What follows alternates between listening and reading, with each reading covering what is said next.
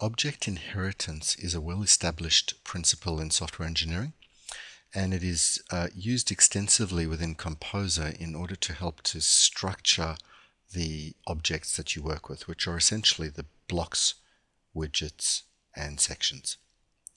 It's not strictly necessary to understand object inheritance in order to use Composer, but it does really help you to make the most of Composer and understand what you're doing, and it certainly does help if you're going to be trying to understand and work with templates and style sheets.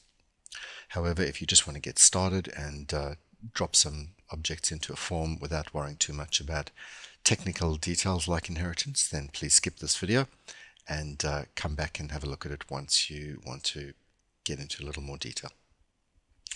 Let's start looking at some of the simple field types that exist in the SmartForm Composer widget panel. First of all, at the very top level is a container called fields. Now all the things we're going to look at are fields, and in fact all of the fields share some common properties.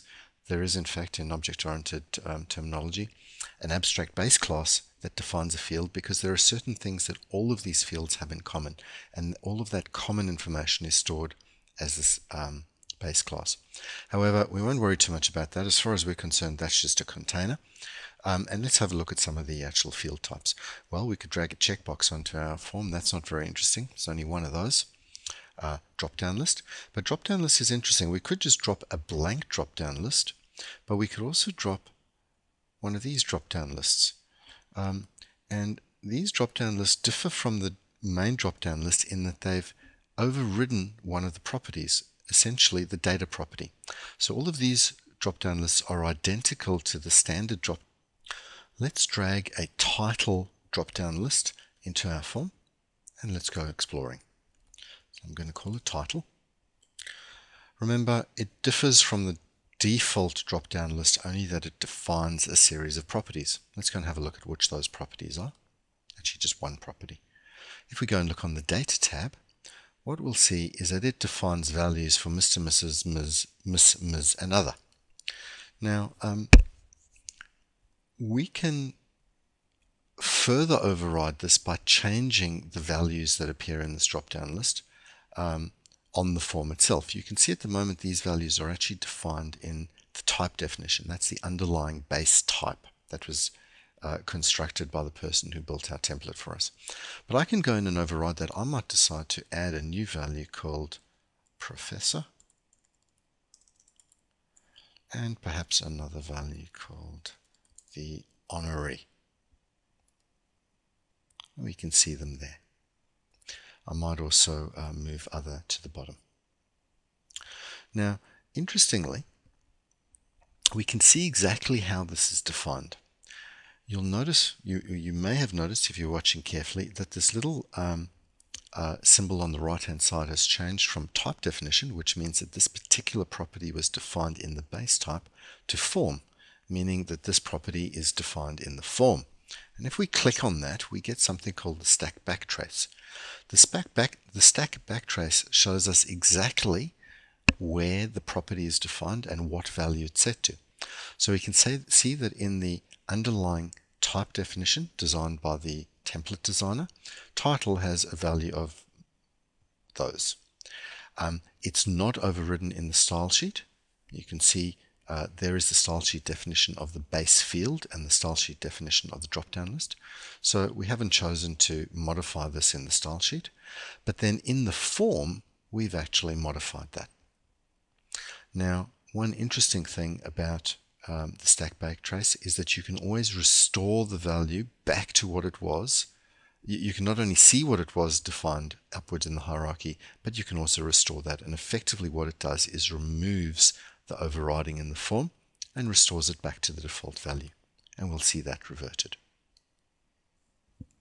This may sound a little confusing, but let's use what we've learned so far to try a little trick with style sheets. What I'm going to do is drop another field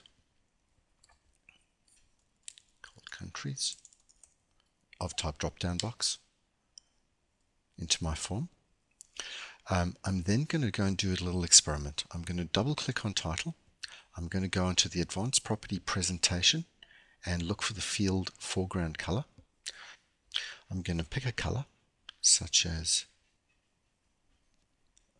deep red for the foreground color, and I'm going to take note of two things. Backtrace, which defines a color called 255,0,0, and I'm also going to look at the metadata for this particular field, which is called field.foreground. That was just a little experiment. I'm not actually going to save anything. What I'm going to do is close this form and go and have a look at my style sheet. As you can see, style sheets are stored at the organization level. They're generally intended to be used across projects and forms. Let's go and edit our standard style sheet. And let's go and have a look at the typed styles. These are styles associated with a particular type of object, and we're going to select the field object. Now remember that the field is the base class for all of the different types of fields that exist on my form. So if I change something here, I will actually change it for all types of field, including the drop-down lists on my form and text fields, etc. The field does not default the field foreground color. It just leaves it to whatever's in the template. And if you remember from the stack backtrace, the field foreground was actually defined in the template. But because the style sheets form part of the overall type hierarchy of a field, we can actually override that color here. So let's do that. I'm going to click Add. I'm going to scroll down until I find field foreground color. Add that. And as you can see, the actual underlying name of the field foreground color is field.foreground, as we noted. And as its value, I'm going to type in 255,0,0, which is the RGB notation for deep red. Let's save that, and let's go and have a look at our form again. Here is a preview of my form. As you can see, because I changed the field foreground color, all of the combo boxes or drop-down lists, as well as the text fields, because remember they all derive from the same underlying field component, all have a field foreground color of that bright red color. Back in the form design in Composer, if I double click on title, go to presentation, you can see that the field foreground color is indeed 255,0,0, which is bright red. And you can see from the tip that it's actually defined to be that in the style sheet.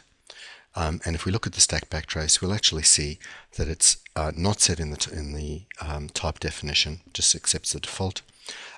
It has actually been set in the fields object within the style sheet and not overridden on the drop-down list. So all fields in this form will have that background color.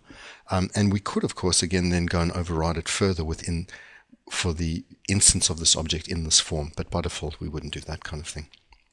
So hopefully that rather complex explanation shows you, gives you an idea of how inheritance works. Really, inheritance works from the underlying base objects of the widgets as they're defined by the template designer. They can then have properties that are overridden in the style sheets, and that's quite honestly where we override the vast majority of the properties. The more that you can override in the style sheets, the more you can control the overall look and feel of the form in a single place. And then, of course, you can always override properties on individual fields directly in the form.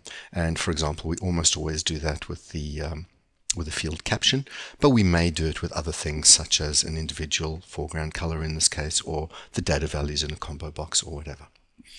We hope that explains things as well as helping you to understand the basics of how style sheets work.